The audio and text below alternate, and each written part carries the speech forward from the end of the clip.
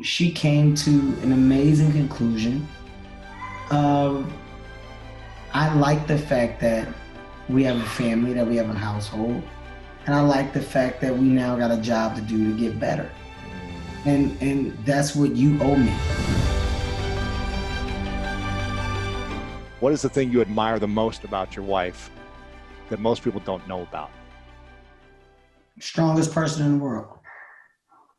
Strongest person in the world.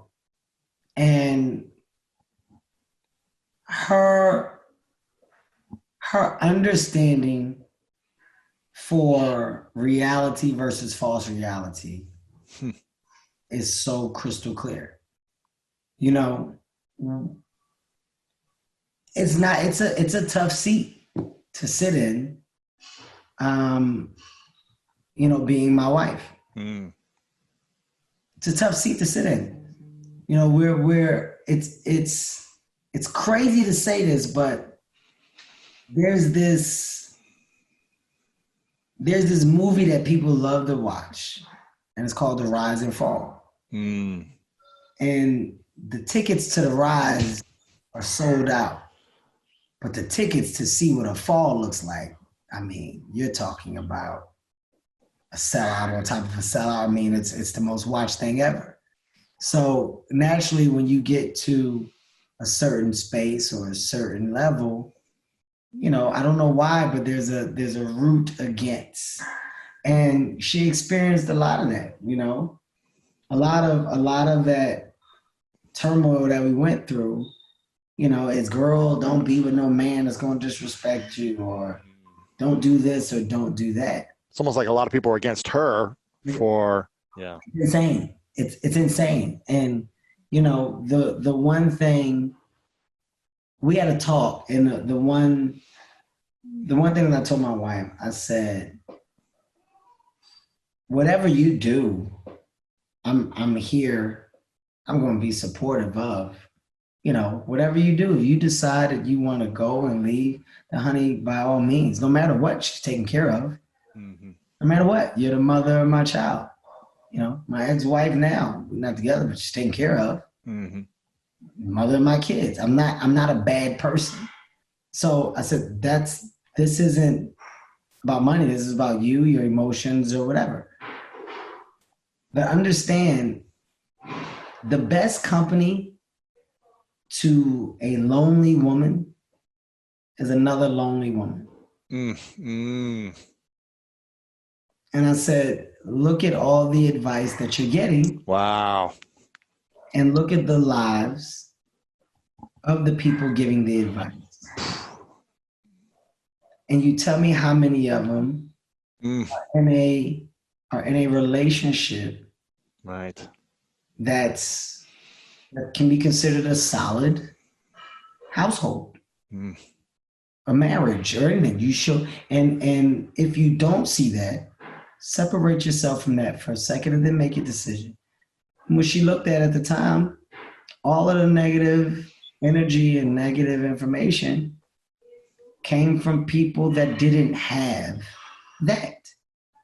So people that don't have that don't understand why you don't want to let that go.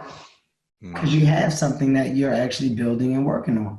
Right. And she came to an amazing conclusion of, I like the fact that we have a family, that we have a household, and I like the fact that we now got a job to do to get better. And that's what you owe me. You owe me the get better. And held me accountable. It wasn't a walk in the park, but it was her understanding. But we don't let the outside world affect our inside. And I credit her for setting that. Wow. For setting that tone. And what's the biggest lesson you've learned from her personally in the last few years with just the challenges, the ups and downs? If a pregnant woman went through what she went through, delivered a healthy baby, an amazing mother to not just her child, but my two kids when she acts as a stepmother, stepped up on so many different levels while taking one of the biggest punches in life. I mean, I don't know what's stronger. Mm. You know what I mean? Like that's you're supposed to break. Yeah. So you really get to see who people are when adversity fucking puts itself on display. Yeah. Who are you and who are we?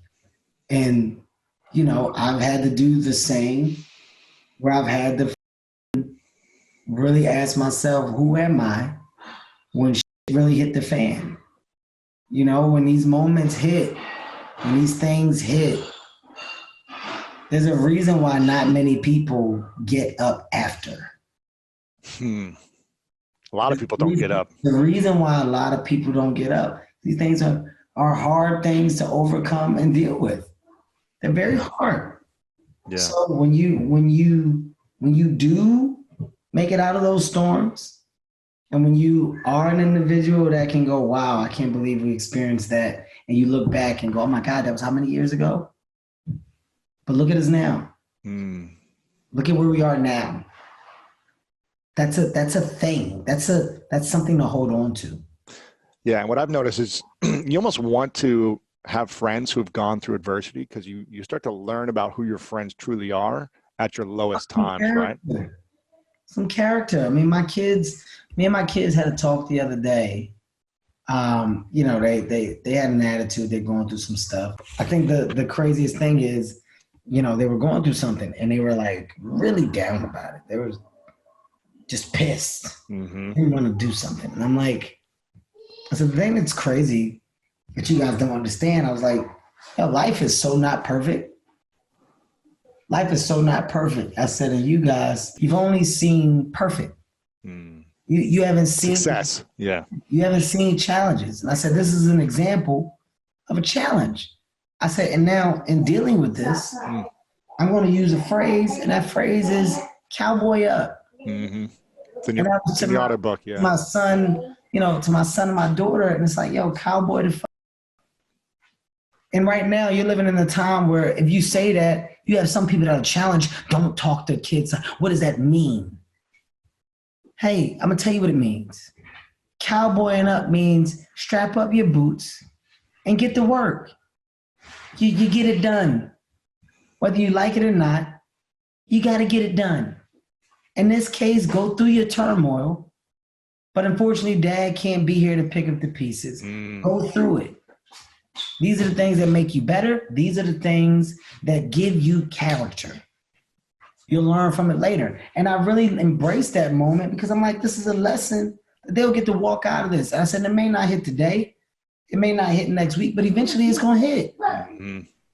I know my lessons have hit. I can tell you my wife has learned that acted as lessons that have hit. But if you don't embrace those moments, then you're missing out on the beauty of life. Yeah. You're missing out on the lessons that come with it. And I just think it's a great opportunity for me to highlight a lot of moments and give people a understanding and visual as to how I dealt with, where I got the strength to move on and how, why understanding me and myself is the most beneficial thing that I've ever done in my life. You know, and this is just information. This isn't a way that you have to live. Yeah. This isn't a book that you gotta follow or else you're gonna lose. No, it's just information. So many people are afraid to give and share information. I'm not. I'm just sharing information. Yeah. You got a lot of, I'm loving these stories. I really appreciate them. You have, you're very public about your lifestyle, the things you do, how you work out. You know, you're posting a lot of things all the time on social media. And you talk more in this book about the mindset of things. I'm curious if you can share the non-negotiables for you on a daily basis internally on the inside of your mind, of your heart, of your soul. what are the things that you need to do? I know externally you're working out consistently, you're doing certain things, you're doing the hard work physically, but internally, do you say something to yourself? Do you mentally take notes about, I'm gonna hug and kiss my wife and kids every morning? What are the non-negotiables on a day-to-day basis for you that make you better? No day starts without me working on myself, which is a workout. My workouts just have a meaning, and that meaning is self-improvement. It's not necessarily just about the look. It's about my mind. It's about knowing that I'm getting up and I am putting some effort and energy into me at the top of my day, making sure that my wife and my kids know that I love them on a day-to-day basis. You don't know what life has planned. So there is no day go by without that communication. And I'll say now, really focusing and thinking on the future, but also processing the now. How does that look? Yeah, it's like, well, the future looks bright because I want it to be bright. And that's the thing, like those dreams become reality if you really do believe them and if you put the work into them. You can't just dream just to dream. You can't just dream and expect it to show up. That's two different, you can't do that. It's, oh my God, I dream of one day having, well, what are you doing to make that dream come true? That's not how it works. Something has to be put into execution to make a dream happen. So, and understanding that, what are my affirmations? What are the things that I'm speaking on? What are the things that I want? What's the energy that I'm putting out there to myself, to my team, to my family? Like, what am I working on? 40 years old, what does it look like at 50? Am I done at 50? Am I working to be done at 50? If so, what should I have by that time? Where should I be at 45? Like, these are the things that I take a lot of pride and energy and effort into vetting out and into thinking. So a lot of the things that you see me do, these aren't impromptu moments. This stuff is well thought out, calculated. It's been on purpose for quite some time. Yeah. What are you dreaming about for the next 10 years for your future? I think the biggest one is just my business surpassing my celebrity. What does that mean in terms of revenue, in terms of? Well, a lot of people think it's just the money. Like I was saying, I want to be a billionaire. And it's not just about the money that comes with being a billionaire. It's about the story attached to my name. It's about where I come from, what I did, and about the younger kids that can go, wow, it's possible. Right? It's achievable. It's possible. And it's something that not many of my particular people get the opportunity to do or be a part of. It's a world that is very far few and in between. So if I can get in that world and show the blueprint as to how along the way, create jobs and change lives, then that's an amazing moment. That's an amazing thing. Do you have a date that you would like to be a billionaire by? Is there a year, a date? Have you thought about that? Shit, the world was perfect today at 3:00. But if you're dreaming of the future, what would it look like for you if you could be a billionaire? By when? I'm just curious. I mean, look, in 10 years, in the perfect world when I'm 50, I would like to battle with the decision of possibly retiring at 50. And wow. What does that mean? Retiring in your business, retiring comedy, retiring movies?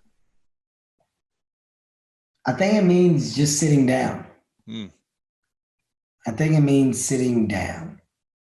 You know, being in quarantine and being with my family on a day to day, being with the wife, the kids, and the dogs, and just being here. You know, it's a nice feeling. And at some point, when you get on the other side of life, for me, I wanna slow down Mm. to enjoy that other side. You know, the first half, come out the gates, and we're running. Yeah.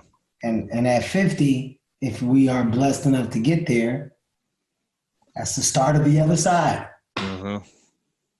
So what does that other side look like? What do you want it to look like? What do you want to do? I think for me, I just wanted to be a little slower. Did you start to have that perspective after the car accident? And, you had the car accident, then you came back for a month or two, then quarantine. Mm-hmm. And in your book, you really talk about actually the importance of solitude.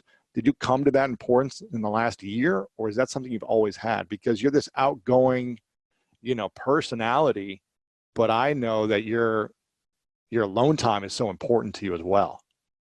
I think it was definitely enhanced and enhanced after that. It definitely was much bigger. It was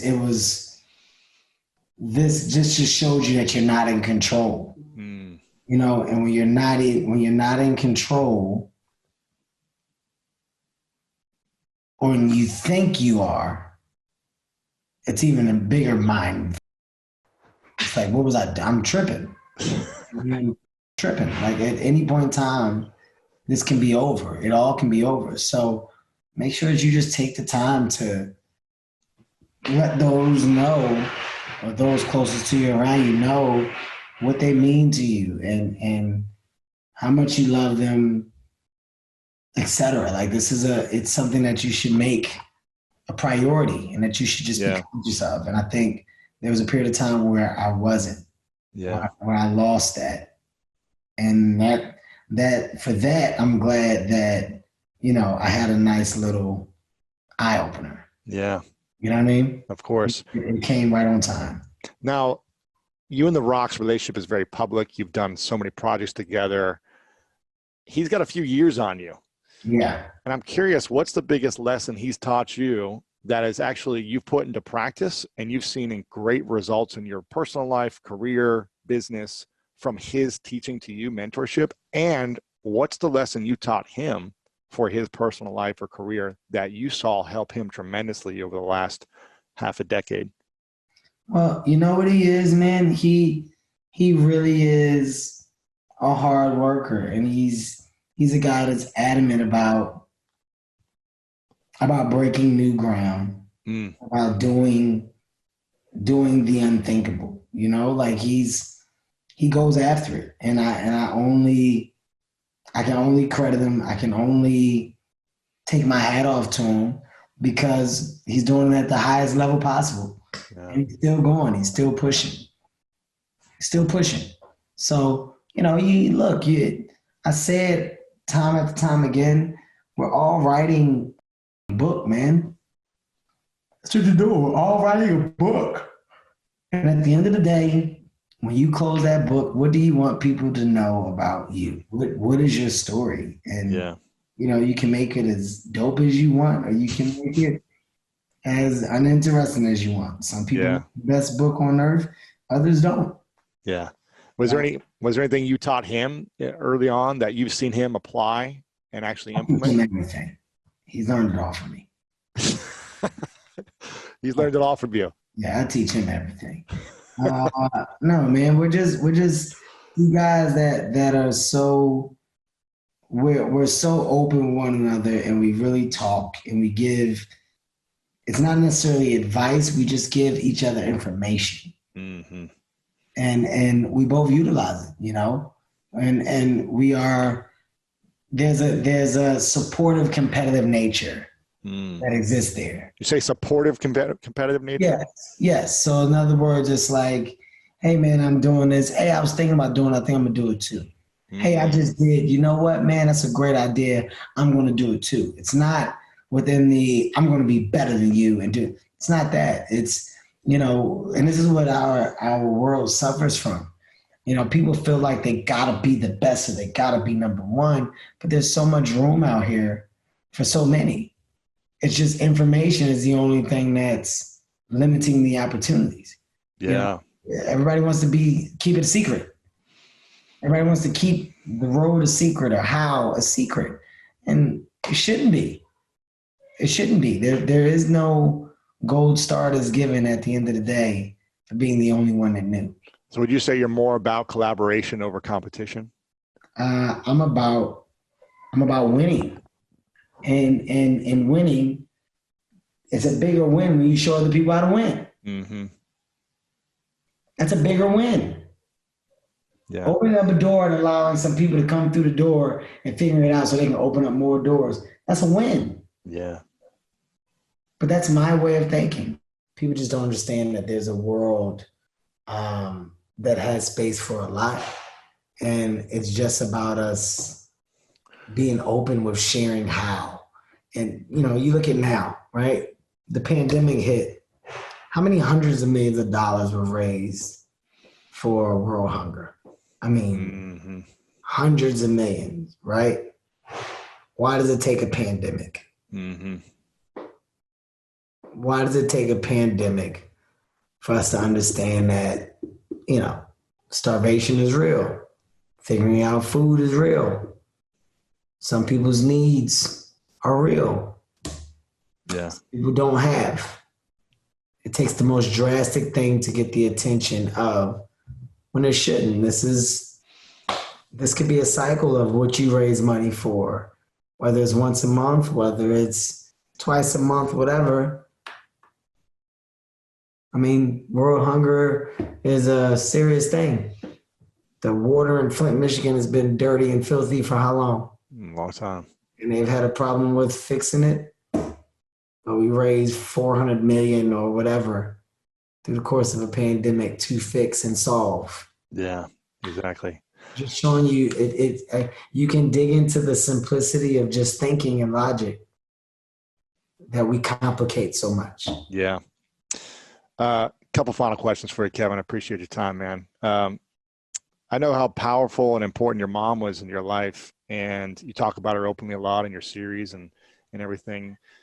What would you say is the overall greatest lesson she taught you that you really lean on today, even more so than when you were younger? To not do anything halfway. If you're going to do something, give it your all. We don't do anything halfway. Yeah. There's no value in that. Yeah. None. There is no value in doing something halfway. Either give it your all or don't do it. Don't do it. Yeah. Plain and simple. What's the definition of infidelity then? Or how should we be defining it? Is it thinking about being with other people? Is it flirting? What's the line? Right. What's the boundary? Right. What's the definition? So the definition keeps on expanding. That's the first thing. It is no longer just because you got pregnant from somebody else. With contraception today, the definition has become, is it watching porn? Is it chatting? Is it a massage with happy endings? Is it staying active on your dating apps when you're already seeing somebody more steadily? Is it reconnecting with your exes on Facebook? It is actually rather unclear, and it is often left to the people to define it. But there are three major elements that I think make it very clearer for me anyway to define it. And the first thing is that it usually is organized around a secret. The constitutive element of infidelity is the secrecy. When it's not a secret, when it's consensual, it's a complete different story. So the secret is at the heart of infidelity. So when your partner doesn't know or isn't aware. That's right. Then it's... Yes, and of course that today requires you to ask what must be shared and what is private. What is the extent between privacy, secrecy, and transparency? Then the second element is a certain kind of emotional involvement to one degree or another. Even if it's hit and run, there still is an emotional involvement. Mm-hmm. It takes effort to make something mean nothing. Right. Yeah. So the quality of that involvement with the person, with the sex, with the feelings, that. And then the third one, which is really the most important one, is that it's a sexual alchemy. The element of sexual alchemy is not sex. We know that most affairs are way less about sex and a lot more about desire. Now, desire for what? Desire to be desired, desire to be seen, to feel important, to have someone's attention, someone who cares about you, desire to feel alive, desire to reconnect with lost parts of yourself. Way more important than the sex itself. The kiss that you only imagine giving can be just as powerful as hours of actual lovemaking. The mind is the most important sexual organ. These three things, secrecy, emotional involvement, sexual alchemy, intersecting with each other, are the three central elements of what makes infidelity. But today, that we don't have religious institutions necessarily telling us what is the king of sins, it is left to us and our relationships to make sense of this, to define it, to know where our lines will be with our partners, to know when we cross those lines, and if it's about thinking, if it's about remembering, it's about fantasizing while you're with your partner, if it's... It is a subject that is deeply entrenched in our lives and often very difficult for us to open up. And yet we need to, because we need to help people who suffer with it. Yeah. Otherwise, there's always going to be so much more conflict in the relationship if we don't talk about it, right? Look, the majority of people don't talk about any of this. Right. Their desires for others, the boundaries they want to establish with each other, what they share sexually, what is private, what is the space of their erotic freedom, even in their head, what feelings are they allowed to have, what kind of friendships do they have with others. Most people talk about none of this until the shit hits the fan. In most straight couples, the negotiation of monogamy is very simple. It's 5 words. I catch you, you're dead. Right. That's it. Right. End of conversation. Yeah. And then, when there is a crisis, when something breaks out, suddenly people launch into conversations that they've never had, and they are finally grappling with a level of honesty about this, but in the midst of so much pain. And resentment and anger, confusion, pain, rage, disappointment, romantic frustration, you name it. Like, could we do better? Can we do it sooner? Can we have the courage to have some of the difficult conversations before we're in the midst of a crisis? Yeah. I love that you talked about, I've heard you say this before at a few of your speeches, but at our event as well, you mentioned how we expect our partner to be sexy and on all the time and be intellectually stimulating to us all the time and to be playful and fun and adventurous and hardworking in their jobs and take care of the kids and all these things. We expect so much of them, but it's so hard to get everything from one person. Isn't that right? It's a tall order for a party of two, isn't it? Yeah, it's really challenging. So I'm assuming... It's one person to give us what once an entire village used to provide. That's what happens. You know, you used to have a community, and the community had all kinds of people in there that gave you a sense of identity, a sense of meaning, a sense of belonging, a sense of purpose, all of this. And then you had a church, you had a religious, you had the realm of the divine. The one and only was called God, not your lover. And now all of this has been siphoned into one relationship. So when you have an infidelity, it shatters the great ambition of love. Because what does it say? You're not the one and only. You're not the only one. You're actually replaceable. You're not nearly that unique. You're not indispensable. And it breaks you. It's a crisis of identity. It used to always be painful, but it wasn't a crisis of identity where people say, who am I? What am I? This is not me. This isn't my life. My whole life is a lie. This whole thing is a fraud. I can't recognize myself. Or I can't trust. Not only I can't trust you, but I can't even trust my own perception. I have lost my own sense of orientation. It is a complete shattering of the self. And that has never been so acute. And it comes because we really thought once I find the one and I am your one, this is never meant to happen. We've been looking long enough. We've stalled marriage or whatever commitment 10 years later than we used to. By now, when I pick you, we should be clear of all of this. This should not happen. But it's still happening more and more, it seems like today, right? Look, it happens more and more primarily because women are closing the infidelity gender gap. Women, for the first time, have also the possibility to choose who they want to be with. They have no full divorce. They do not risk being excommunicated from church. And they have probably, in many quarters at least, some form of economic independence that allows them to take care of themselves. So they're not as in fear of like making a mistake or whatever, yeah. Of losing everything. They used to be the possession of men. And look, infidelity has been practically a license for men throughout history all over the world. Because they kind of had this power. They had the money, they had the this, yeah. That's it. You know, male privilege allowed men to do this almost with impunity. And then we had all kinds of theories that came to explain why men are natural roamers and they are the conquistadors and they're not made for monogamy, whereas women are made for monogamy. You know, the theory suited the status quo of the power structure. But is that really the case? So we don't know if it really goes up because it depends on the definition. What we do know is that when it comes to sex, men and women lie.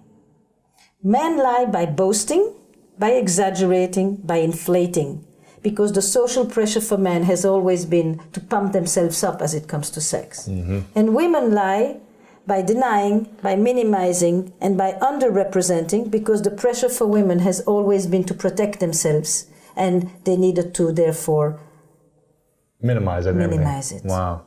So we don't have numbers. And the numbers go from 30 to 70%, depending on the definition. What do you mean by that? The numbers of people who cheat. 30% of women, in the research. No, 30% of the gap between men and women today is 3-4%. It's not much. Really? It's pretty much in the this same. country, yes. Wow. But maybe 6-7% difference. Right, it's really minor. But the interesting thing is, depending on how you define it, you're going from 30 to 70%. Wow. 90% of people would say that it's terribly wrong to lie about cheating. And the same amount of people say that that's exactly what they would do if they were on the other side. Right. You know, people are rather inconsistent about that stuff. What we know is it hurts like crazy. It's a violation of trust. It's a betrayal. And people need tools, how to recover, how to heal, how to love again, and how to trust again. And we need to make better sense of why does this happen, why do people do it, what does it mean, etc. If you were advising someone that just got into a relationship in the last month or a recent relationship they just got into and they're watching or listening, would you advise them to have certain conversations early on once they realize they're going to be, you know, committed to each other or give it a shot and be monogamous with each other? Would you tell them to start talking about these things, even when it's the puppy love and it's the romance time? Is that the time to talk about it? When do you talk about it? That's a fantastic question, because in the beginning you don't want to talk about it because you don't want to jinx it. And then you don't want to talk about it because you didn't talk about it before. Exactly. And then you're looking for the right moment to talk about it. And then when you bring it up later, the person says, have you been thinking about this the whole time and you haven't told me? Have you done anything? So now I'm already suspicious. Why are you talking? Look, I think the simplest thing for the difficult conversations is to have them be integrated as part of the whole thing. When you talk about previous relationships, you ask, have you been heartbroken? Have you ever left somebody in a shitty way? Have you ever lied to somebody? Have you cheated on someone? Have you been cheated on? Have you ever made up with someone who cheated on you? Have you ever been able to, do you have trust issues about, in general? You know, because of your mother, because of your father, not even because of your own experiences. You know, infidelity is a conversation like you talk about intimacy, like you talk about other relationships. I mean, if you go in a business experience and you're with a new partner, you probably would say, what have been your experiences with other co-founders? You know, what have been your other experiences with business partners? Have you had good experiences? is this experience sitting on the top of a bad divorce from before. You know, in general, whoever you choose next is always chosen by default in relation to the one that preceded. Right. Anyway, so it is right there. And then you say, listen, this is not because I'm thinking about it or because I want to do it. It's because I actually want to get to know you, and I want to get you, and I want you to get to know me. Then is the conversation too. When you love, what is your experience about exclusivity? You know, many people find it is the romantic ideal makes that question forbidden, because once I have found the one and only, and that is the one for whom I'm willing to delete my apps, and that is the one for whom I'm stopped my looking. You are now the person that has so captivated me that I stopped searching. That's it. My FOMO is taken care of. Doesn't matter that there are another 1,000 people out there. You caught me. You know, how am I going to then say to you, you know what? On occasion, I still think about this one or that one or my ex, or I have attractions. This is normal. We choose not to act on them. Monogamy is a practice. It's not a dogma, and it's not natural. It's a choice. It's a practice that we exercise because we choose a certain relationship that we want to be in.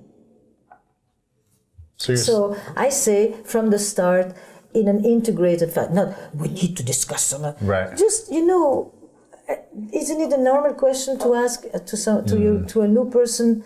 You know, have you been heartbroken?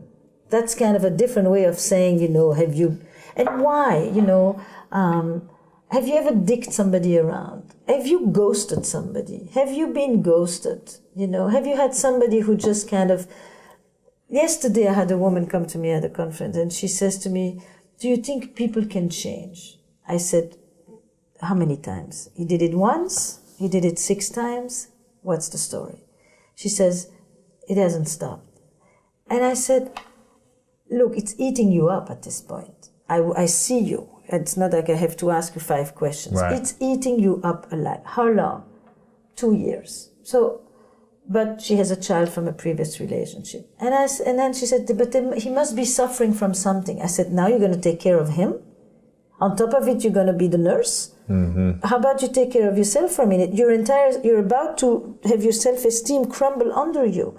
At some point, you say, no, because it's eating, it just is like sapping your confidence. Or you accept it and that's your relationship, I guess, if that's what you choose to be in. If that's what you choose, but she wouldn't be coming to me to say, She was heartbroken. The question said to, she's like, she couldn't talk. Yeah. When you see this, you know that you're not with somebody who says, I know my man, that's the kind of guy he is, it doesn't matter to me because I know I'm his queen. Okay, but no, we're in a complete different story here. She's like, you know, aching.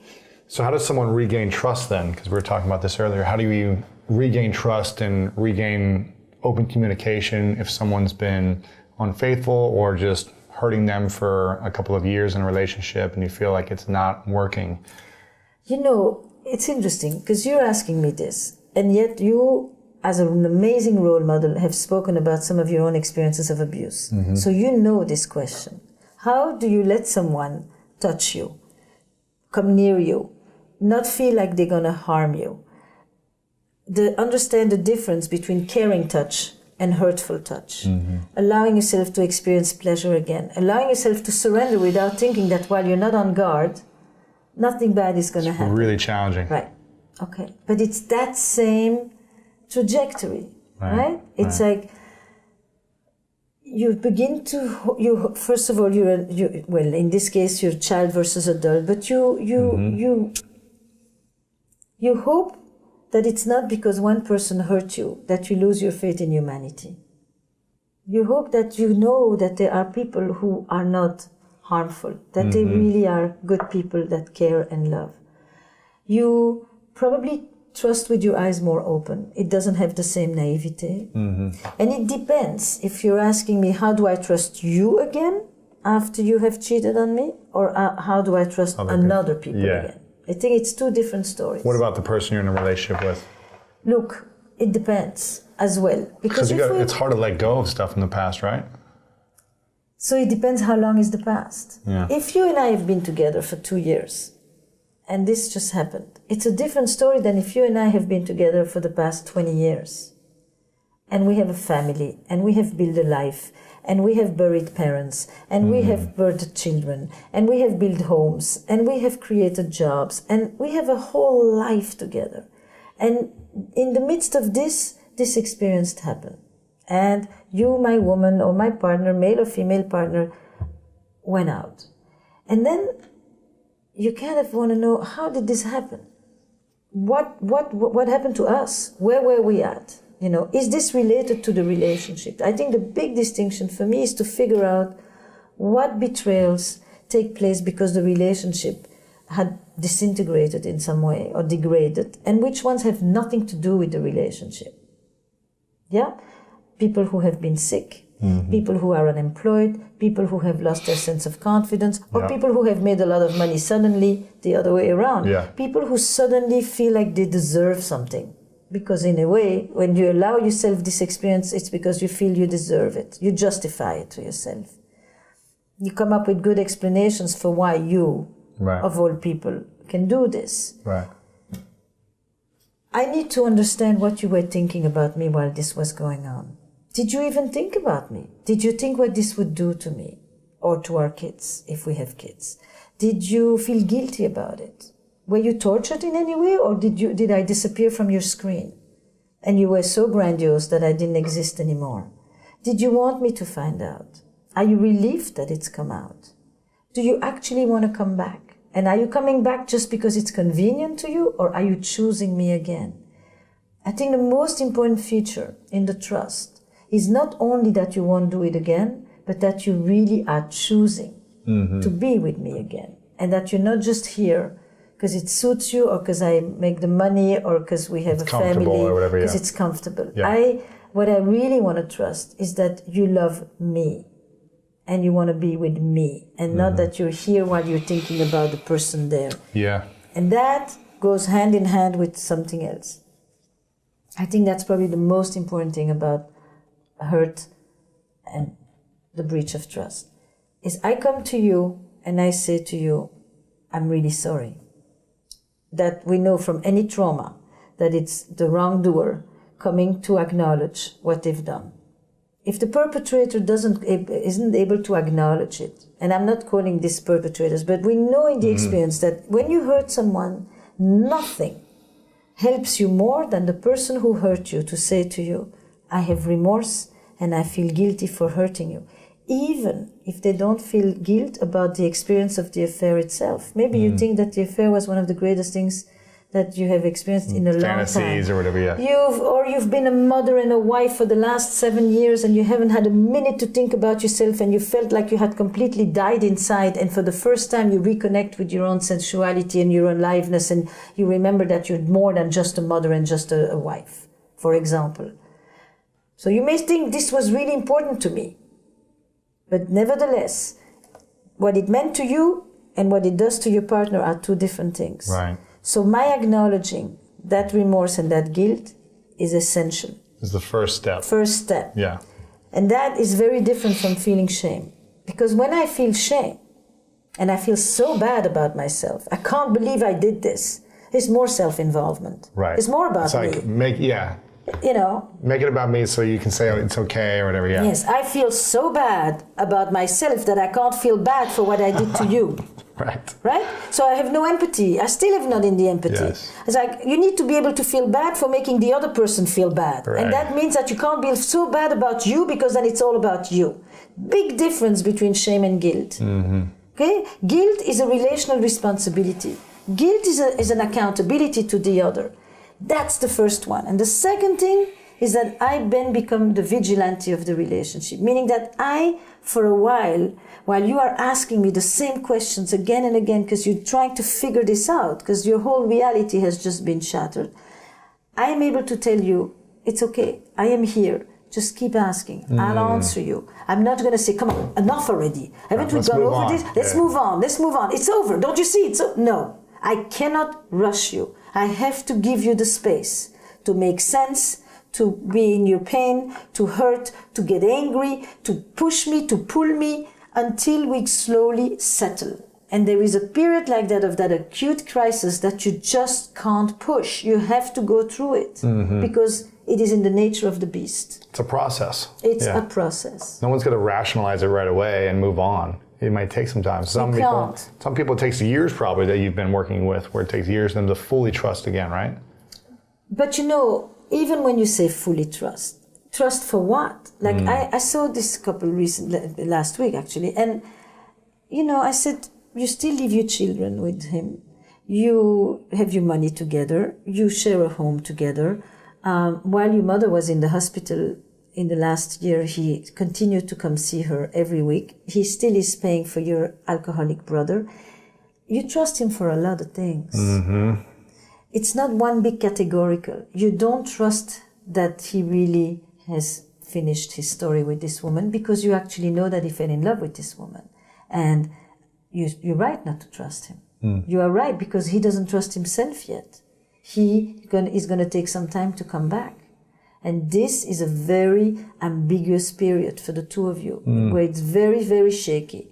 Because you want him back, but you know he's not fully back, and he wants to come back, but he knows he's not fully there. But you trust him for many other things. Right. And you need to remember that too. And it'll take a few months. It'll take a few months because he has made a decision. He wants to come back. He believes in what you've built together. But yes, for a moment, he was ready to go. Wow.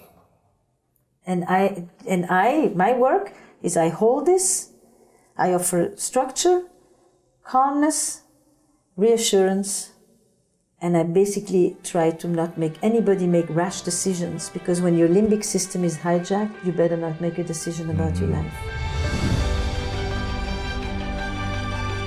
If I'm honest about where I am today, that is the only way that I can get to my better tomorrow. And so when why are we lying to ourselves so much? Because it is shameful. And a lot of times we hate that we got there. We hate ourselves. We hate ourselves that we got there. Yeah. How in the world did I get to this place? How do I need these pills to go to sleep or to wake up? How in the world do I have to keep kissing they butt to still work at this job? Like, this is not me. This is not who I want. And so because we have disdain for who we have become, it's like if we acknowledge it, that reinforces that we're actually there. And maybe we can't live with that. And so it's this vicious cycle of faking to make it. And that's why a lot of people say you got to fake it till you make it. I'm like, no. Face it. Face it so you can make it. Be real so that you can actually move on to there. And a lot of people are delaying the inevitable. You can't hold up a facade forever. No, it's going to crumble. At some point, it's going to crumble. The sad thing is a lot of time it crumbles when it has more people to damage. Ooh. A lot of time almost it crumbles. Always, right? Yeah, a lot of time it crumbles. Now I have 3 children and they're in relationships, and now everything's dependent on me, and I've built this empire of podcasting or business or fitness, and now I'm in this space and place that if I'm honest, it'll cost too much. May I submit to you, if you're not honest, it's gonna cost you too much. Yeah, I'm already on one, Lewis. Let me stop. So how to have you had to heal in the last 10 years, your relationship from stuff that happens every year, or is it only stuff from 10 years ago that you guys have to work on? Bro, you know the answer to this question, man. I'm a flawed man. Yeah. My wife is a flawed woman. We serve an amazing God. We're people of faith, but he knew we were gonna mess up. And there was room in the plan for imperfection. Like, that's what I always tell people, because I'm a pastor and people know I'm a person of faith, and they think I'm just going to throw the Bible at them all the time. And what I tell them, I was like, no. Just first look at my life. Like, I've experienced amazing grace. And now I have to extend amazing grace, and I have to receive amazing grace, because I'm still going to mess up. My wife had to forgive me for something before I came up here. You know what I'm saying? Like, this is a daily walk. But that's why I tell everybody the beautiful thing about Journey, if you can get this stuck in your brain and in your heart, really, is that this life is about progression, not perfection. I know culture sells us perfection. I know your parents may have wanted perfection from you. I know you've probably required perfection of yourself, but that is the wrong metric. This is about progression. How much did you move forward from yesterday to today? Or how much did you move past? I know you wanted to cuss them out last week, but you only said one cuss word this week. You know what I'm saying? Or last year, it was about being successful. You didn't take any breaks. But this year, you actually took a few days and had soul care and self-care and spiritual enlightenment and getting back in your place of faith. Like, how did you progress? And I think for me, in all of my relationships, especially the one with my wife, the one that I'm in covenant with, I have to know that I'm going to need grace because I'm still figuring it out. Right. Like, there's anybody on earth that says they're a relationship expert are liars. Nobody knows everything about all relationships. We're just trying to share from our journey and truth that we've experienced. And I know for me that in the journey that I'm in right now, I make a lot less mistakes than I made 10 years ago. Right. Because I've progressed.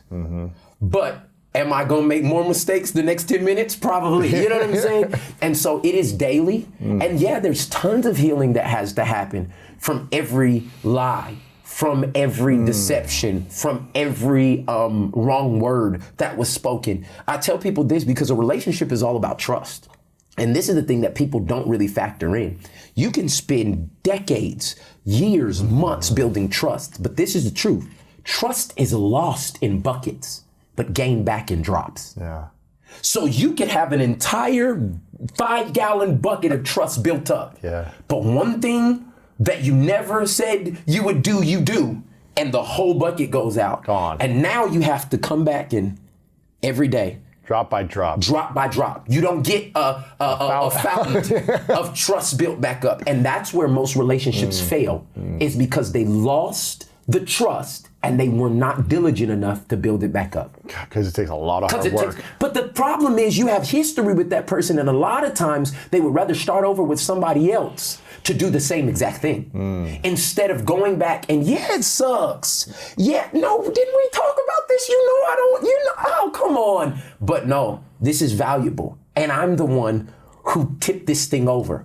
And so I'm going to be the one to be consistent enough or disciplined enough to put those drops back in. What's been the biggest lesson for you in the last 10 years of putting drops back in over a decade plus with your wife?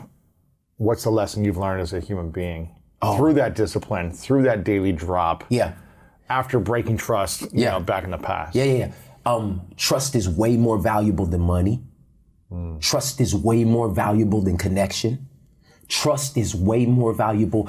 There's a book that I encourage everybody to read. It's called The Speed of Trust. And it basically, the premise is that where there's trust, everything takes less energy. Yeah. It takes less money, and it has better results. But where there is no trust, it takes more energy, it takes more money, and there are minimal results. Yeah. And you can apply this to business, relationships, you can apply it to your family.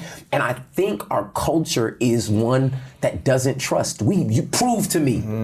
And at the moment that we don't go into situations with trust, there's this disconnection that doesn't allow people like the vibe's not right or all these different sayings. I think for me, I've learned that trust is probably a higher commodity than anything else. My greatest relationship, me and my wife, Natalie, don't have to be doing anything. But when I'm in a bed in a hotel with a woman that I fully trust, it's more satisfying than any platform I've ever been on. Wow.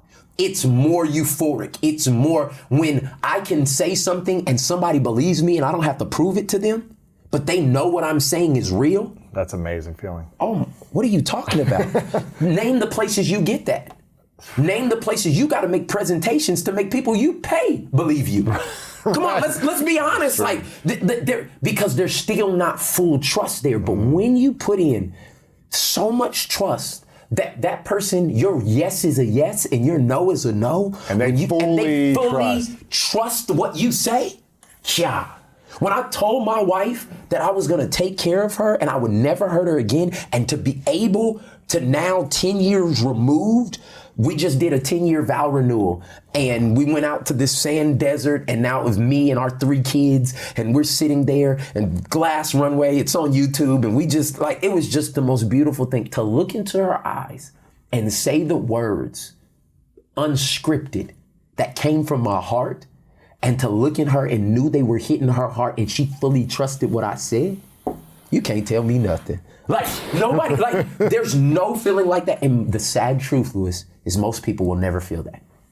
They will never know what it is to have another human being with your flaws, with knowing the worst about you. I can't hide from my wife. She knows everything that I do. She knows when I do take showers and when I don't take showers. She knows when I leave the toilet seat up and when I put it down. She knows, like, so in the most vulnerable place, she knows when I do my workout and when I don't. Like, I can't hide from her. I can hide from people on social media. Right. I can hide from people that I work with, but from her, I'm vulnerable. And to know when I speak, she trusts it. It was well worth everything that I had to do. And what happens if you are 100% in integrity with your word? Yeah. You're following through, you're being honest, you're showing up, you're delivering in a relationship, but the person doesn't trust you. Yeah. After years. Yeah. And you're like, you have access to my phone. Yeah, you it's have real. my passwords. You know where I'm at 24/7. Yeah. And you still don't trust me. Is that still my responsibility, or is that the other partner's work they get to do? So the beautiful thing about the story that I'm telling you from my side. Yeah. But if you were to talk to my wife right now, there were things she had to do on her own during this whole process, or she wouldn't have made it. She wasn't sitting there like, prove to me that you were, no, there was self-discovery she was going on. Do I want to stay in this relationship? Is this worth it? What do I bring? What do I have? What am I worth? And that's why I tell people all the time, no matter if you're a couple, you're still single.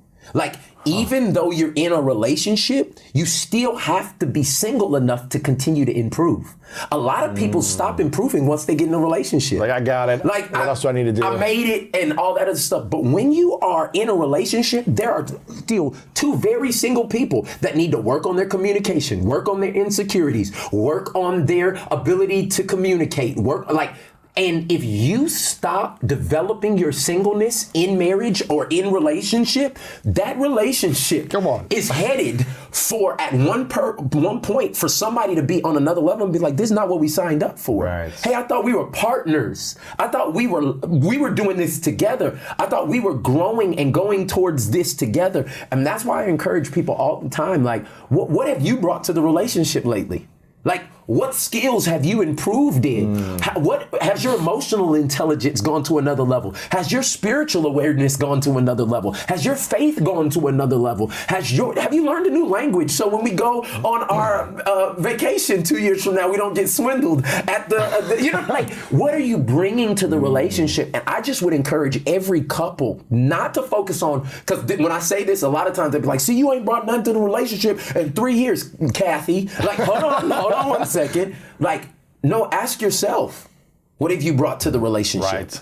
And if you both are asking yourself, that's part of the reason we wrote that this book, Taking Your Relationship from Good to Great, because it allows people to evaluate where they're at spiritually, emotionally, and then be able to say, what do I need to change? How do I need to do this? And that's the only way that you can go from good to great in any relationship. Yeah. My friend Matthew Hussey talks about this. He talks about relationships for women, on how to really attract the right man in their life, the right partner. And he said to me one time, if you want to find a great partner, make a list of all the things you want from them and then become that list yourself. And whatever you want in someone else, you need to become that first and really add that value to them as well. And it's kind of like what I'm hearing you say is, okay, after a year, 2, 5, 10 years, you have to keep becoming that list yourself. To keep that partner excited or engaged and trustworthy and connected, and both parties have to be working on that list. Is that right? Now, I have a little different perspective on the list, because sometimes the list limits you. Ooh, tell me more. Like, so I tell people a lot of time, because specifically a lot of my sisters, a lot of, they make lists. Now they got lists. He got to be 6'5", he's got to have this amount of money. But he's got to do becoming the things that they want from the qualities, not the things. The qualities. Yeah, yes. and that's the thing. Sometimes I do believe that there are certain things that you need to be able to lay out and really ask yourself, am I becoming those things? I don't think, though, the package always comes the way you think it's going to come. True. And so a lot of times, like 6'5", shredded, and all kinds of things, even some of the qualities, because the thing is, I tell people this, you write down what you want. I believe God factors in with your mate what you need to. It's true. See, the problem is, like, if you ask Natalie, I'm not what she wanted. What did she want? She wanted some big Hispanic model for lotion. Like, she wanted somebody, you know what I'm saying? The typical, beautiful, but what she needed was me. And when you look, a lot of people make these lists at the beginning of their list, but somebody needs to start a podcast interviewing couples who actually made it. Right. So you maybe need to do a series of relationships who lasted for 40 plus years. That thrived. Not that stayed together and resented each other. And not that we're business partners. Right. That thrived, because if you ask a lot of them, which I did a lot of research writing Relationship Goals, the book, when you ask them, most of them did not get what they wanted on their list. They got what they found out they needed. Ooh. And honestly, the things that I need, I don't never write down on the list, because I need somebody to help encourage me when I want to go have ice cream instead of stick to my diet. I don't write that down on the list. I just write down, I want somebody supportive. Well, in my mind, when I'm writing that down on the list, I'm thinking support me in whatever I'm feeling at that moment. Maybe not support me in what I've decided in a different moment. And I need that, but it's not necessarily that I want it. And I found out that a lot of times when you rip up the list and start becoming the best version of you that you can be, you will then begin to see that I am now worthy and worth being with somebody who's worthy and worth being with. Right. And you don't settle for a lot less. And that's why I called it a relationship goal. I know it's a popular term in culture. But I said people aren't doing good at relationship is because they don't have aim. Like they're not aiming at a goal that actually is going to produce the greatest end for them. And so that's my whole thought about it. I do believe you got to become your best version, your best self. But then when you do that, a lot of times it creates an entitlement in people that they will dismiss the right thing because of the wrong package. And what happens if you continue to be your best version year after year and the other person's not willing to go on that journey? Yeah. Is it till death do we part, even if they're constantly pulling you down and saying, I'm not going to work on myself. Yeah. You do all the work. I don't trust you, even if you're 100% honest. Yeah. Is it, is that now, there's always provision in a relationship, especially when there's infidelity and there's different things that have happened that this may be an unhealthy situation that we can't progress in. I honestly feel, though, a lot of people give up too soon on that. Yeah. Nothing good ever comes out of the easy way. There is nothing great, I'll say great, that comes out of easy. If it's going to be great, there's gotta be some work that goes into it. Some pain. There's gotta be some pain. There's gotta be discomfort. There's gotta be, do I gotta do this again? Are we still talking about this? And I really do believe in our society today that we rush into things because we know how easy we can get out of them. Instead of taking the time. That's honestly why I've written books and done series and millions of people have watched it, because I'm trying to convince people like, hey, take this seriously. It's not just like, we met at the bar, we hooked up, we lived together, now we should make a life together. And I'm not saying that people haven't been in relationships that have worked like that. I'm just saying that if you had to take a test to get a driver's license and be able to drive legally in your state, it's easier to get in a relationship with somebody, build a marriage, have kids that are going to affect the rest of us with no actual preparation. No training. No required reading, no counseling, no honesty. Hey, just before we get married, let me tell you how much debt I'm in. Hey, just before we get married, let me tell you that your friend and that friend and that friend, I slept with all of them. Just before. There's no requirements. And that's why I'm saying if we don't put that in and build that into the relationships we want, how can we expect? It's gambling. It's like, maybe this will work or maybe it won't. I think we can be more intentional on setting a real goal. And I believe those goals need to be put on principles that have lasted in faith, that can last for a long time, man. What are the main principles that every relationship should be founded upon? Bro, I wrote a whole book about it. I'm gonna give you three of them. Give me three. Let me give you three of them. The first thing has to be transparency. Yeah. About everything. Everything. Like, I had this thought. Yeah. I looked at this. I did any idea. So I'll say this, you have to be wise. Yes. Because you have to, depending on the layer of relationship you're in right now. If you just meet somebody today and you don't even know if you want to be with them, I don't think it's wise that you tell them everything. But I do believe that there's a difference between transparency and honesty. And many people have adopted the thought process and the philosophy of being honest, but not transparent. Honesty is when you ask me, I'll tell you the truth. But until then, I'm hiding something. Yes. And a lot of times, most of us don't get asked the questions that we need to answer. Because those questions are scary to ask. Oh my gosh. They're scary to ask. And you don't want to know the answers. And you don't want to know a lot of times. And then it automatically, if the person is not emotionally secure enough, then they're like, what, you don't trust me? Like, there's so many different things that are there. And that's why I always ascribe to the philosophy of being transparent. You don't have to ask me. I'm going to offer it up. I'm going to tell you, hey, this, when you talk to that guy at the restaurant, that made me feel some type of way. And it made me really start thinking about the insecurities of my last relationship and why we broke up. And I'm not asking you to solve it at this moment, but I'm letting you know how that made me feel. And I'm just going to process with that. There's no question that your mate could have asked to get that response that genuinely. Because then they'll say something like this, are you okay? Yeah, I'm fine. Like, and the truth is, no, you're not, but I don't emotionally know how to let you know that honestly, it wasn't really what you did, it's what I've been through. Yes. That triggered something in me, and now I'm insecure about what I know I have, but it's because of what happened to me. Like, sure. But that takes being transparent, and what I found is when I'm transparent, it honestly provides more empathy from the other person. To be able to, man, I'm sorry you felt that way. Well, what can I do?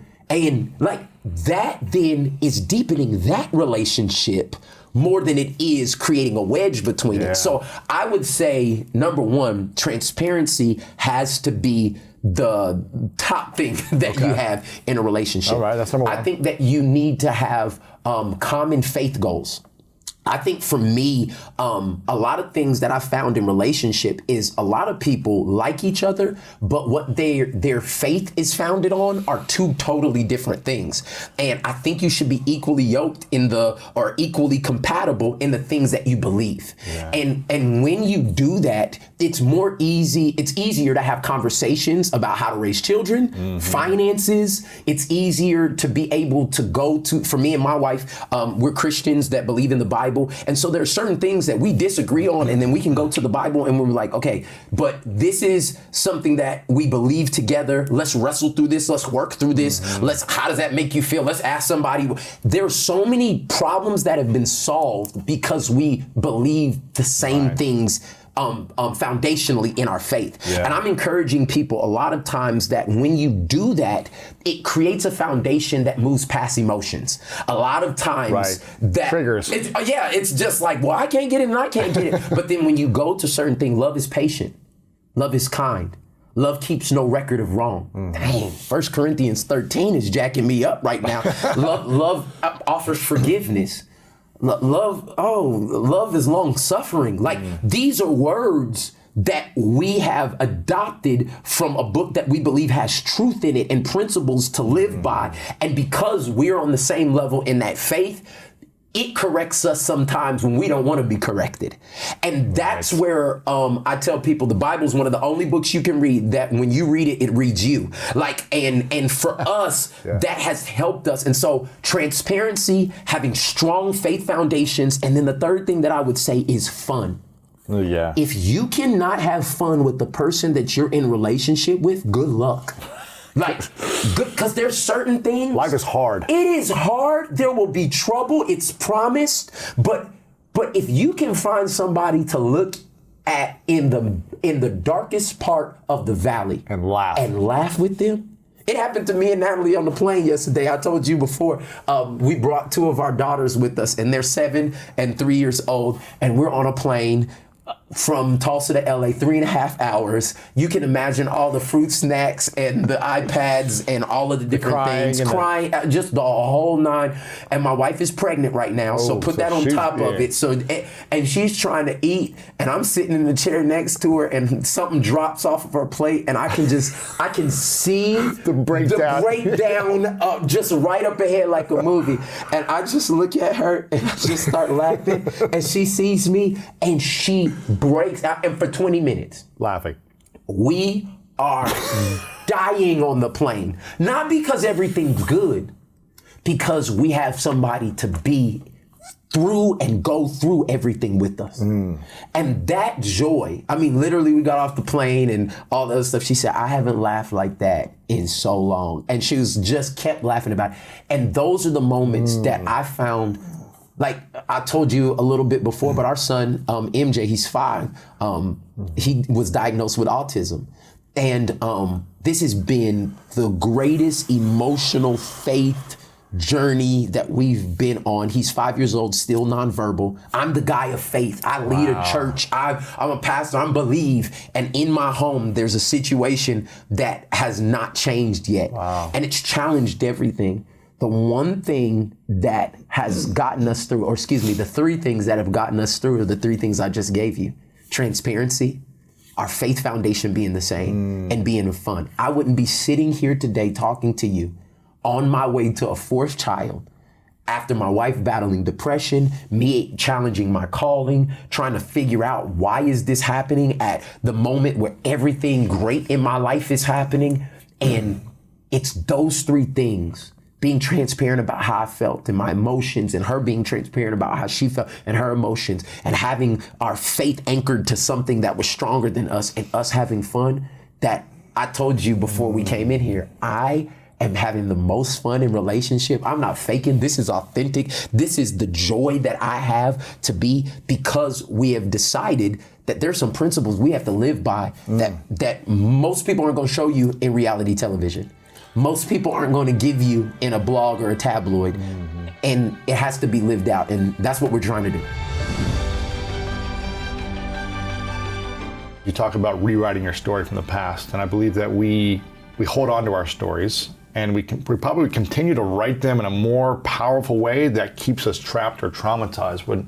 Is that fair to say that something happens in our past, we hold on to the story daily, or whenever we're triggered, and it's like amplifies the story in our minds? Well, it does. And the problem is that often whatever that version of the story is, we carry with us and we never revise it. And so you create a story when you're younger, for example, about something that happened in your life. And then as an adult, you've never looked at that story through the adult lens. You're still looking at it through the childhood lens. And so that's why I say that when people come in, that we're all unreliable narrators. Yes. That we all tell a story through, this lens, and the thing is, these are usually faulty narratives. So there's a broader version of the story that people haven't looked at.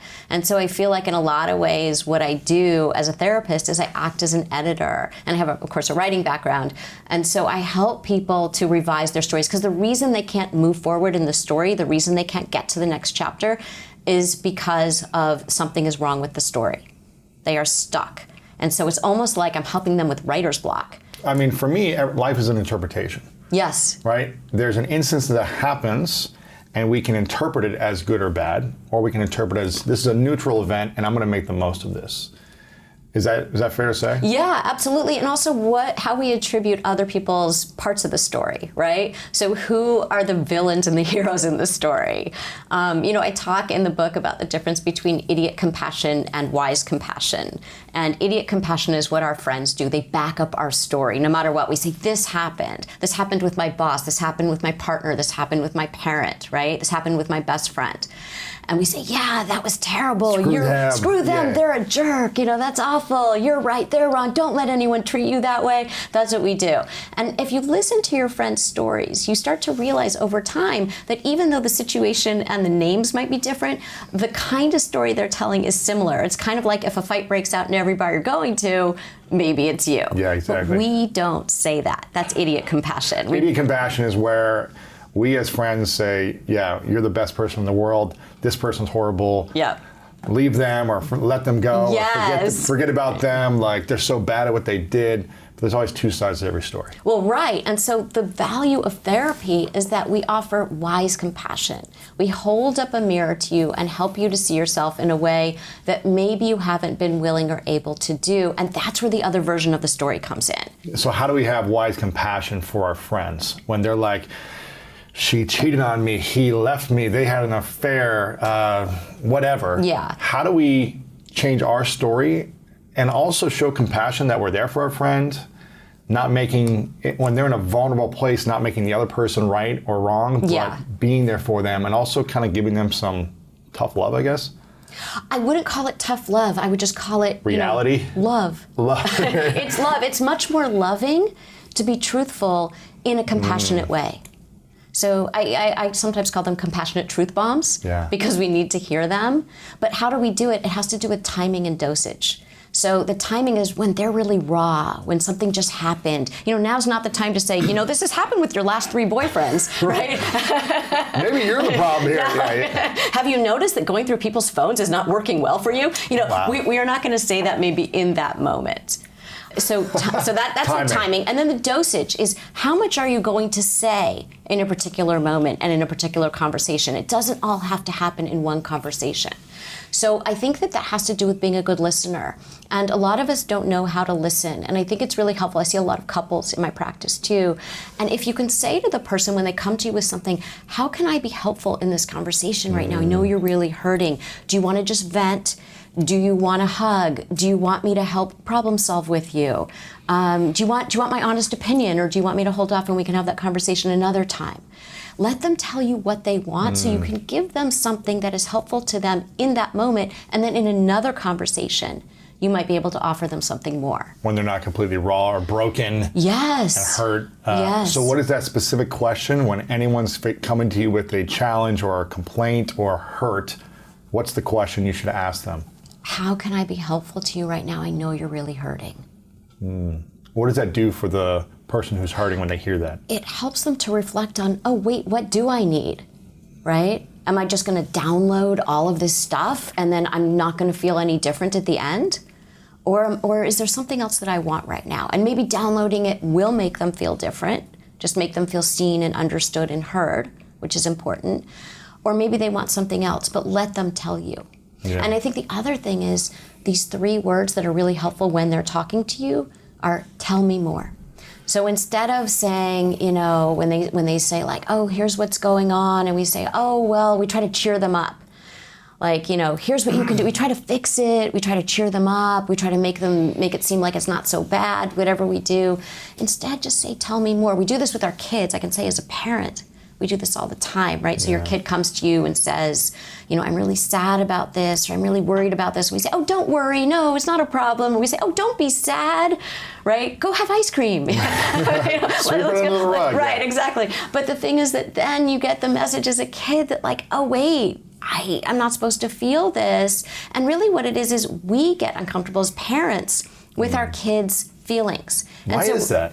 Because we are uncomfortable with feelings. We grew up in a way where feelings were messy, feelings were uncomfortable, feelings were something that, they were going to be trouble.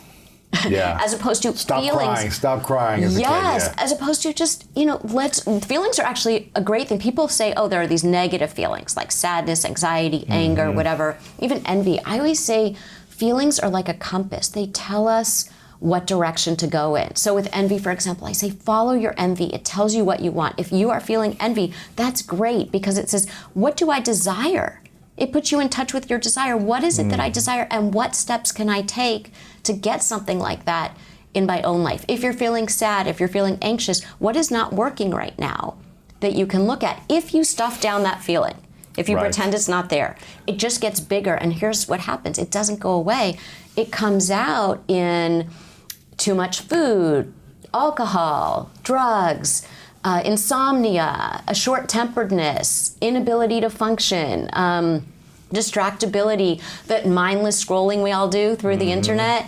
A colleague of mine said that the internet was like the most effective short-term non-prescription painkiller out there. Wow. Right? And so what happens is your feelings are still there, but you're not dealing with them.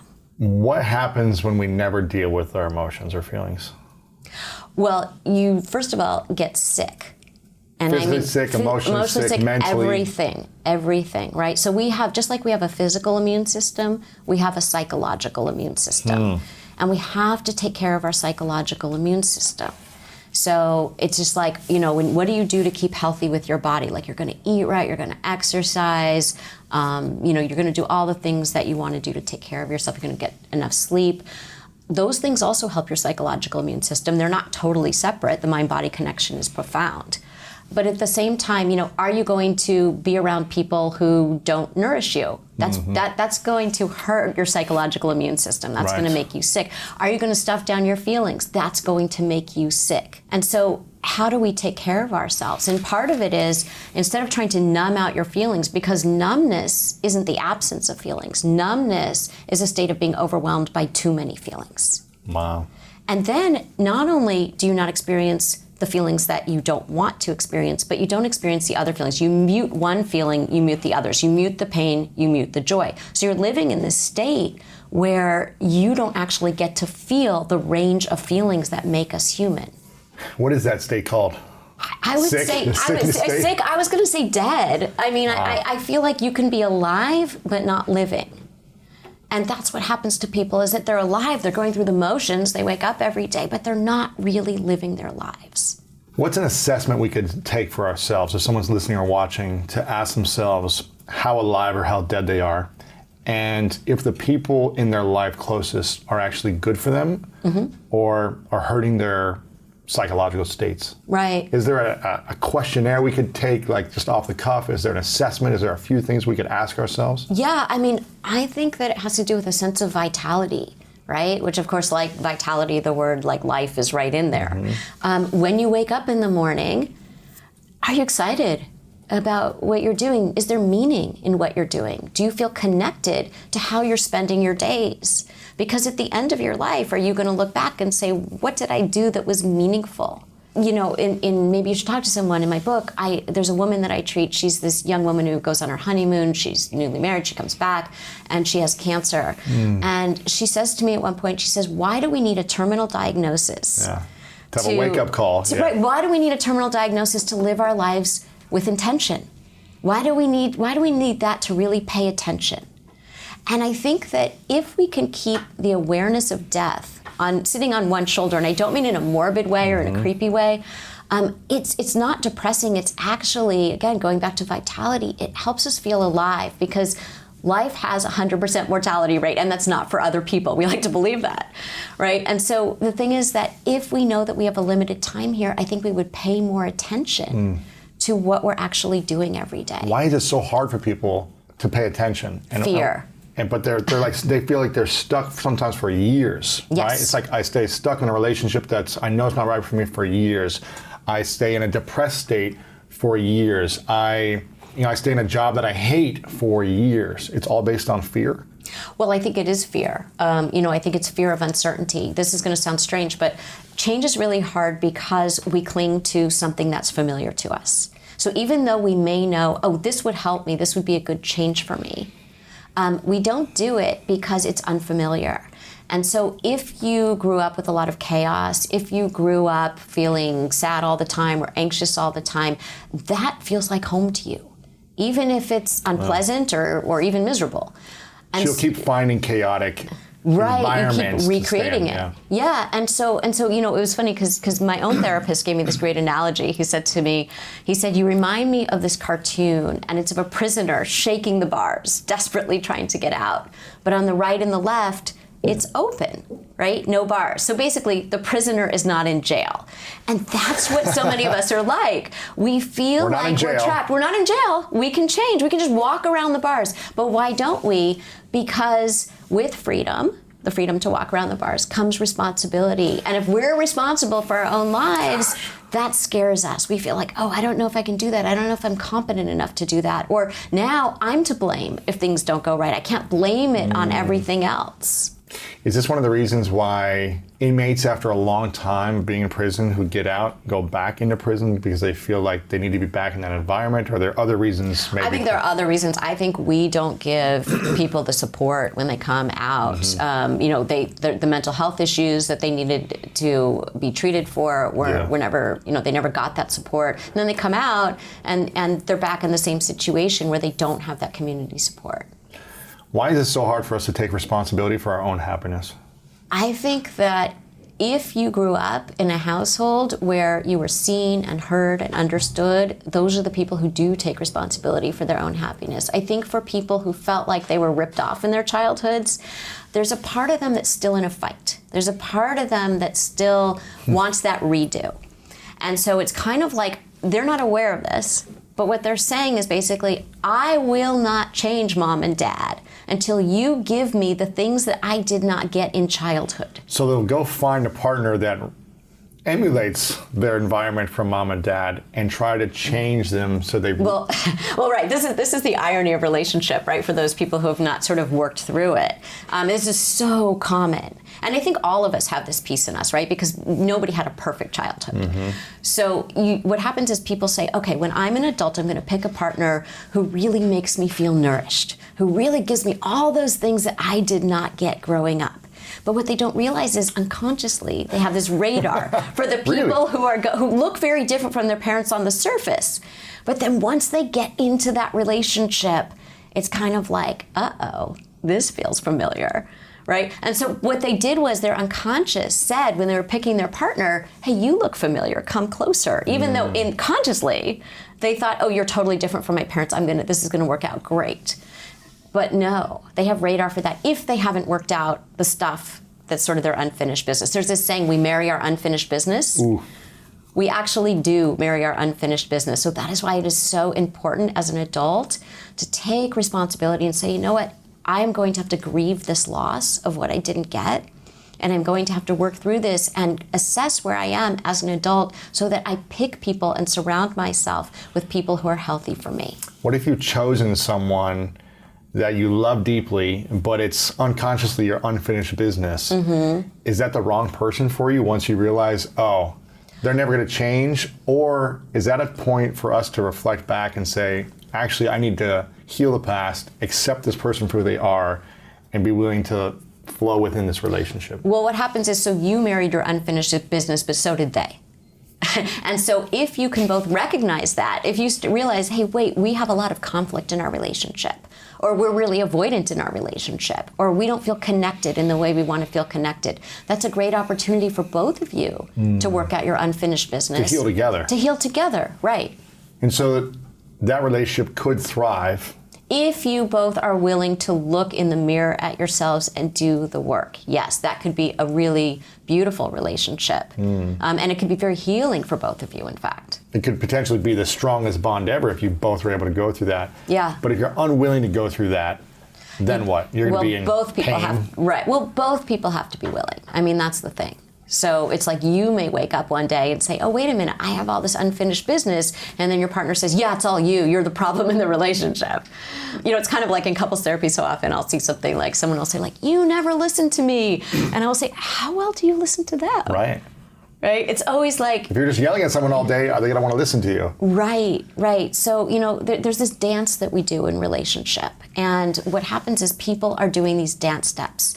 And people become very ingrained. It's like, oh, here we go. You can script out people's arguments. You know exactly what they're going to look like. It starts with one thing, and then it goes back into many different things. You're like, oh, and you know exactly how it's going to go, and who's going to feel what, and who's going to accuse the other person of what. And that's the dance. And so if one person changes their dance steps, the other person either is going to fall flat on the dance floor, or they're going to have to change their steps too if they want to keep dancing. And usually, so we always say, you can't change another person, but you can influence another person. How? By changing your dance steps. So for example, we like to say insight is the booby prize of therapy, meaning people will come and they'll be like, oh, now I understand why I keep getting into that argument with my partner. And so then they go home and they come back the next week and I'll say, well, did you do something different when you got in that argument? Well, no, but I understand why I did. Right. So you have to be both vulnerable and accountable when you come to therapy. How do we fight better? When we are in constant repeat pattern every month or every week, it becomes an argument around something for whatever reason, and it's a pattern. And couples start to notice it. How does one person or both people recognize and say, okay, I'm going to change my dance steps and I'm going to fight or dance better? Yeah. The first thing is to notice sort of what do you own in this? What is your reaction? So we have a choice every time someone presents us with something. There's a great quote in the book, it's a Viktor Frankl quote, where he says, between stimulus and response, there is a space, and in that space lies our freedom to choose. Between stimulus and response, so between an action happening and your response to the action. So your partner says something. There's a window of opportunity. Yes, there's that space. Usually that space for us will look like a breath. The breath is everything. The breath, really, like you need that breath. If you don't breathe, you're screwed. If you need to take the breath, or you will just respond. It's sort of like we have these neural pathways that are wired, right? And someone says something, and you react not just to what that person in front of you is saying, but it goes back to something that reminds you of something from a long time ago. People who aren't even in the room are in that moment with you. And so that's that neural pathway. And so what you need to do is you need to take a breath. It's like a big stop sign on that road that's your neural pathway. Yeah. So hold up the stop sign. You can even picture a stop sign in your mind. Stop, breathe. Now you get to choose, how do I want to respond to this? Do I want to respond in the way I've responded the last gazillion times, which has not worked out well? Or do I want to try something different? So that's part one. Part two is perspective taking. A lot of people who are in really highly conflictual relationships have trouble with perspective taking. They can't imagine that the other person has a valid perspective. Now, you might not agree with every piece of how they view this, but there's some overlap between how this person views it and how you view it, but you are not willing to see that. And so I have this new podcast called Dear Therapist, and on the podcast, so much of what we do is we help people to take the perspective of the other person. There's something that you are not seeing right now. Why is that so hard for people, to see someone else's perspective? Well, two things. One is because, that unreliable narrator thing, that we think that we are right. And we don't want to be told. And so what we hear when we say there's another perspective, we're not saying you're wrong. We're saying there's more to the story. So there's a difference between their perspective is valid as well, is not saying your version is wrong. We're saying there's more. So people hear it, though, as you are wrong. And the other part of it is that there's a lot of shame. That people are sticking to a certain story because if they allow that other part of the story to come in, the part that they're responsible for will probably come up, and they feel a lot of shame. So when I see individuals in therapy, they come in and they tell me a story, and they leave out the parts that they are embarrassed about, the parts that they feel like that was not my finest moment. Like what? Give me an example. Like, I screamed back, or I did this. Or like, here's what happened, or here's this is the situation, and my partner did this, or my mother did this, or my child did this, or my boss did this, whatever. And they don't tell you these other details, and they sort of trickle out later on. Yeah. And they're very relevant to the story. Right. But that's shame, right? And so, that's why the therapeutic relationship is so important, because you get to a point where you really trust the therapist and you're able to be really honest. Before we continue this video, make sure to subscribe below and turn on the notification bell right now so you don't miss out on these great videos every single day. We've all been through stuff. We've all been damaged. We've all been disappointed and hurt, but we have not properly processed those things. And then we take those negative experiences and we project them onto people. We project them onto our future. We project them onto our self-esteem and self-worth, and we throw everything out of whack. And now we can't even embrace or set ourselves up for that great relationship because we're still holding on to the bad one that we experienced before. So it completely gets in the way of people seeing progress in their life. So to me, it's like, okay, we can give you all these tools and tips on how to date and how to navigate through this relationship world. Online dating stuff. And this. Exactly. And it's all useful, but if you don't heal, you're going to end up in a bad spot. There's no way around that. It's inevitable. And people who think they can ignore a lack of healing and still have a great relationship are being naive. Yeah, it sounds like if you don't heal, you're going to keep hurting yourself and hurting the person you're in a relationship with. Yes, and or hurting people that you could have been in a relationship with. Because so many people have run away or pushed away that real love because it was scary. It made them feel too vulnerable. And again, that stems from you've been hurt. And so you don't want to go back to that hurt again. So when somebody you feel deeply for pulls out all this love and this vulnerability out of you, it's like, whoa, whoa, whoa, this is too much. That's interesting. You know, many years ago, I was dating someone, and it was like, you know, we were very connected very quickly. I felt like, wow, there's something different about this person. And after months, she started sabotaging things. Like, we would be having like the most incredible nights, like everything was going great, and then all of a sudden she would just get mad at me over nothing, right? Which seemed like nothing. I was like, what did I say or didn't say? Like, well, I thought we were having fun here. And then the whole night and the next 24 hours would be ruined because she would be upset about something, but wouldn't tell me. And I was like, what is going on?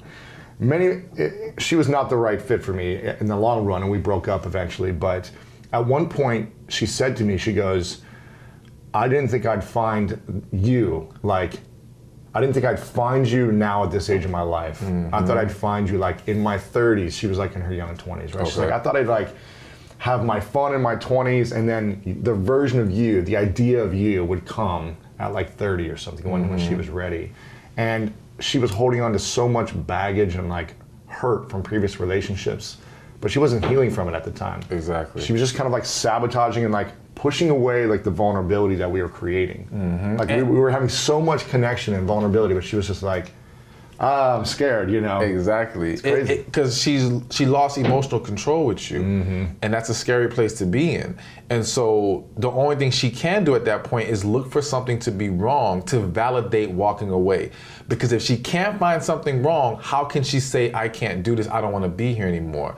So now it starts to nitpick, create issues, but it all stems from, yes, she has not healed. And I would argue that the vast majority of people are married to someone they don't even have the deepest feelings for. Really? Yes. What's the percentage you think in your mind? If I had to throw out a number, I'm going to say 60%. Guess. 60%. 60% I'm just going to throw out there. And it could be a lot higher. I feel like 60% of people don't love, what did you say? They're not married to the person they have the deepest feelings for, all right?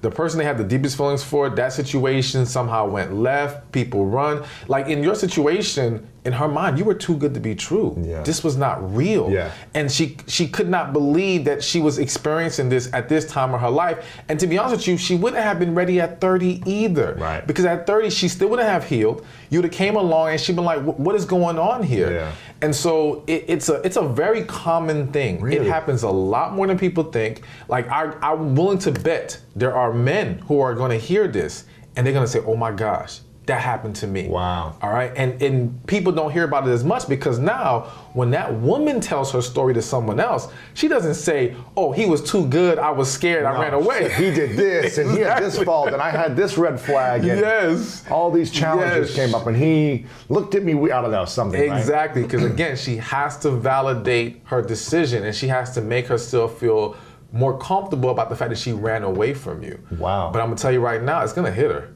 It's gonna hit her hard one day. And don't be surprised if one day, I mean, I don't know if she's it's already happened many times. It's happened many times, don't worry. No, we weren't the right fit. It was, it's all good. Oh, good. And I wish her the best. But yeah, she's tried to come back many times. Yeah, and they always. It's all good. Who do you think runs away more from vulnerability in a relationship that has the potential to be great, men or women? People are gonna be shocked, but women, hands down. Why is that? Okay, one, I think that because women are more emotionally in tune and they give more emotionally, so become a lot more emotionally invested in situations, it's quicker for themselves to feel like they're losing themselves when they feel this amazing connection with somebody. Because again, it pulls you into an area that you're not used to being in. They lose control. Yes, because it's like, if you're with a guy that you really like, all right, and you're really into him, but he doesn't call you today, it'll bother you. but it's not gonna drive you crazy like the guy who you're madly into, all right? When he doesn't call you, you might be thinking, oh my gosh, what is he doing? What's happening? Am I good enough? Women will start to question and analyze everything. That will drive them insane. Also, the reality is that women are hearing so much from other women or from what they've only experienced, good men don't exist. There are no good men here. This is a fairy tale to believe you can meet this guy who's so great and so amazing. So when they meet that guy, it's something has to be wrong. This is too good to be true. Exactly. I cannot believe this is what it is. Let me check his background record. He went to jail. He must have secret kids somewhere. Exactly. Something is going on. On the flip side, when men come across that situation, they think, oh my gosh, I've hit the jackpot. Like, I found a woman who separates herself from everyone else. They latch onto it. The problem though with men is we don't typically handle those situations well in regards to, one, how that woman is reacting. So if she's feeling insecure or she's feeling uneasy, we get frustrated because it's almost like, well, we had this amazing connection. I'm doing my best to love you. Why are you acting like this? So now we may react in a way that fuels her fear. That fear, yeah. Exactly, and creates more problems. So we do contribute to the issue, but we're not quicker to run away. We're quicker to latch on and say, oh my gosh, I want this. This is an opportunity I can't let pass me by. Wow. Where she's thinking, this is not a real. This can't be true. I'm fooling myself. Let me run now before I get hurt even worse later. Before I get too deep in and then it's hard for me to get out. Exactly. Wow, man. Yeah. Who messes up relationships more? If women tend to run away more, if a man knows how to manage the runningness away, who ends up messing up relationships more, men or women, in your experience?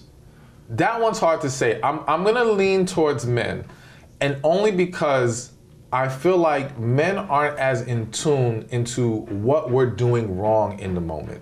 So for example, the other day I had a client came to me, his fiance broke up with him, all right?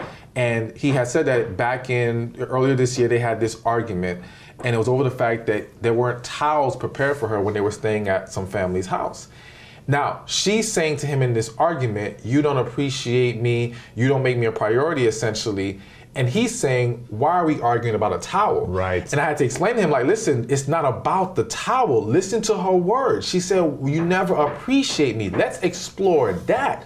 So I think that there's a disconnect a lot of times with guys not understanding what they're overlooking, what they're missing, not truly hearing what the woman is saying, because she's not always very clear and transparent about what's going on, which, yes, is an issue, which does contribute to the problems, but I do think that men, knowingly and unknowingly sometimes, make a lot of mistakes that cause damage to relationships. I don't want to necessarily put more blame on them, but I do think, in general, you're saying, it happens more on that side. And when did you start to learn about relationships so well? Because right now you're not married, you're not in a relationship.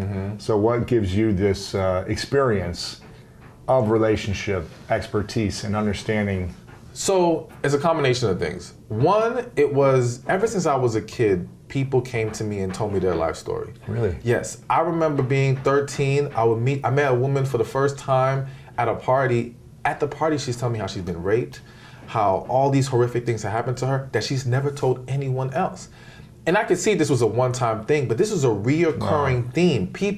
I remember at the bus stop one time, someone sitting next to me and then opening up. And I never understood why, but what that did was it allowed me to see into people's lives more than the average person does. Therefore, gain a better, more clear understanding of what's really going on. Right. But what really, I think, bust the doors wide open was when I went abstinent. Because I feel like as men, when we still have sex on the brain and sex as the focus, we don't see straight, all right? And we don't process things properly. Were you in a relationship at the time, you mean? Or? No, I was single, and I felt God was telling me I needed to step away from women and just be abstinent. And this also coincidentally was when the business really took another step and went to a higher level. And so it allowed me to refocus, but in not just refocusing purpose and business-wise, I was able to really see things for what they were. I was able to step away from situations and really evaluate, understand, because so much is happening and so much, it's not that we don't know, but sometimes we don't know how to articulate it. We don't know how to process and break it down. Now that I do believe is a natural gift that I've been given. I just know how to express things in a way that people can understand it, and I know how to process things and see beyond what you're showing me. Because a lot of people will act like, I'm happy, I'm good, nothing wrong with me, and I can see right through that. Yeah. All right? So that combination of natural gift, letting God lead me as far as my purpose is concerned, but I do think that being abstinent and really taking my selfish desires out of it. Wow. When did this happen? How old were you? I was what, 27? You've been abstinent since 27? There's been some on and off. I haven't been perfect with it. Sure. But I did go a stretch of 5 years. Wow. And I really think that helped open my eyes to another level and really allow me to see things more clearly. And not just see things more clearly, but also fine-tune how I express things, because I was the person when I was younger who was very blunt, very bold, just said how I felt, didn't care how you felt about it. And I learned, it's not what you say, it's how you say it. Yeah. And learning how to convey the message in a way that people can actually receive it was something I had to work on as well, especially as I found myself in this position. I never knew I was going to be doing this. Wow. I never saw this as my future, but once I kind of got to that place of accepting it, I realized I had things I had to improve upon and make better so that I can truly help people the way they need to be helped. What's the greatest lesson you learned in a partnership or intimate relationship of yours that you've had? Don't internalize things personally. And what I mean is, a lot of times we react to what they're doing or how they're talking to us or their behavior towards us in that moment, not realizing it's deeper than us in that moment. It's not about us, it's about them. Exactly. Yeah. And if we internalize it and we react to that, we will now make things worse. And we will pile on more negative energy into the situation, and it starts to make things harder to overcome, or it can just break apart the whole relationship. Yeah. So learning to kind of take a step back and really, again, hearing them, not just listening to what they're saying, or not just hearing them, more so listening as far as listen to the key words, listen to what's really going on with them. Take your own emotions out of it. Don't react emotionally to things. And I think that's a lesson for not just romantic relationships, that's for any relationship. Business, family, whatever. Don't be so quick to react emotionally. Allow yourself to process. I always tell people, how they say think before you speak, pray before you speak, pray before you react.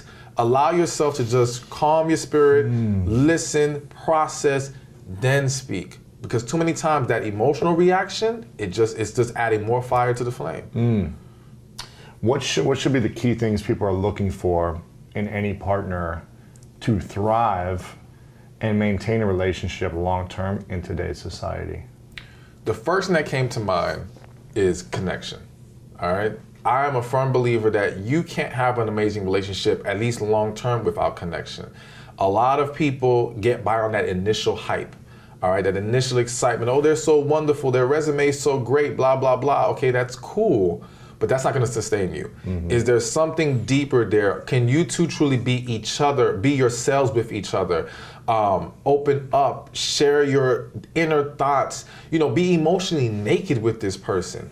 If you can, and you still enjoy their presence, enjoy speaking to them, you feel good when they're around you. Okay, we got something we can work with here. Even if everything's not in perfect alignment, we have the foundation to now grow the relationship. But without that, it's just fluff. Is connection something that's created, or is it just, does it only happen between certain people? It only happens between certain people. Really? It's either there or it's not. And you should know it in the first few minutes, or is it maybe it takes... I won't say you'll know it in the first few minutes. I think it can vary. I think it depends on how spiritually in tuned you are, or how emotionally grounded you are. If you're in a very emotionally healthy place, I do think you're going to recognize it very quickly. All right, but a lot of times you pick up on it, but you're scared to embrace it. You're still rationalizing what's going on here, and we've been programmed to believe it all takes time. So when we see this experience where two people it's like this, they click, and they're feeling these intense feelings right away, everyone else is saying, slow down, this can't be real, or you're jumping the gun. In reality, no. Because in most situations, let's just say if not in a few minutes, the first date, people know. People know, like, there's potential here or there's not, or this one could be the one or they're not. But we rationalize why we should entertain this and move further, give it a chance, waste our time, and then we find ourselves stuck in situations we don't belong in. And now we try to make it work because we've invested so much and we don't want to now admit that we were wrong or we wasted our time, we're lonely. Various reasons cause us to hang on to situations we don't belong in. But we knew from the beginning. Like when I speak to people who are divorced and I ask them, when did you know? When did you know? Yeah. A lot of people like my wedding day or like, it's exactly. like, I knew when I was walking down the aisle. You're like, why did you get married? Exactly. I hate when people answer that way. I'm like, why would you get married? And even way before then. Forget the marriage day might have been when reality truly hit, or they allowed themselves to see it. But then at that point, what are you going to do? Yeah, you got to follow through. Your family's there and you don't want to be embarrassed. Exactly. But again, the reality is that person saw it way before. But again, they rationalized past it then. And now they found themselves in this more difficult position, and they can't do anything about it. And then they get a divorce a year or two later. They 25 years later. I know. Listen, I know one couple who were married for 25 years. After they got divorced, everyone was against it because on the outside looking in, they looked like this great couple. All right, but they were miserable. All right, behind closed doors.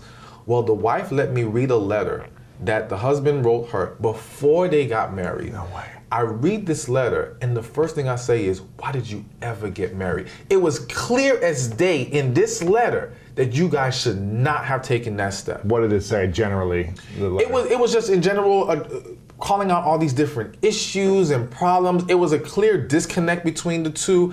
And once I started to learn the real story, you saw that they did not have that deep connection. They were two people who did not fit together. And what they lacked was the other thing I was going to bring up as far as what people need is balance. All right.